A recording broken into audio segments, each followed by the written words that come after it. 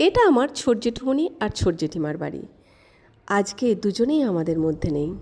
আগে এটা মাটির বাড়ি ছিল, কিন্তু পরে ইট আর সিমেন্ট দিয়ে বানানো হয়েছে, কিন্তু ছাদ ঢালাই করা হয়নি। আর আগের পুরাতন বাড়ির কিছুটা এখনও রয়ে গেছে, সেটা মাটির। এটা আমার মেজ জেঠুমনির বাড়ি। মেজ জেঠুমনি আমাদের মধ্যে আর আজ নেই। মেজ জেঠিমা আছেন, তবে অনেক বয়স হয়েছে, অসুস্থ শরীরে। এটা আমাদের ফুল জেঠুমনি আর ফুল জেঠিমার বাড়ি।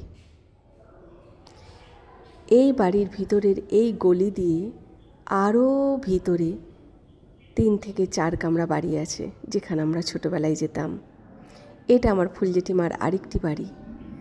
এই দুয়ারে বসেই ফুল জেঠুমনি প্রতিদিন সন্ধ্যেবেলা হরে কৃষ্ণ নাম করত, খোল বাজিয়ে। আর পাশে থাকতো একজন আমার দাদা, খঞ্জনি বাজাতো। এটি আমার শেঠ জেঠুমনির বাড়ি। শেঠ জেঠুমনি শেঠ জেঠিমা অনেক দিনই হলো চলে গেছেন আমাদের ছেড়ে। এটা এই বাড়ির মাঝের অংশের একটি সিঁড়ি দোতলায় ওঠার জন্য। আর এটি হলো শেঠ জেঠুমনিদের আরেকটি বাড়ির অংশ, যেটি মাটির দুয়ারটিকে ঘিরে রান্নাঘর বানানো হয়েছে।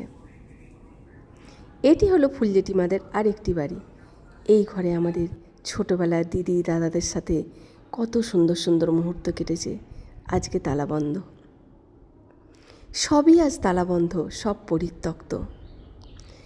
এত বড় বিশাল বাড়িতে বড় জেঠুমনি, মেজ জেঠুমনি, শেঠ জেঠুমনি, ফুল জেঠুমনি, ন জেঠুমনি, ছোট জেঠুমনি, আজকে আর বিশেষ কেউই নেই।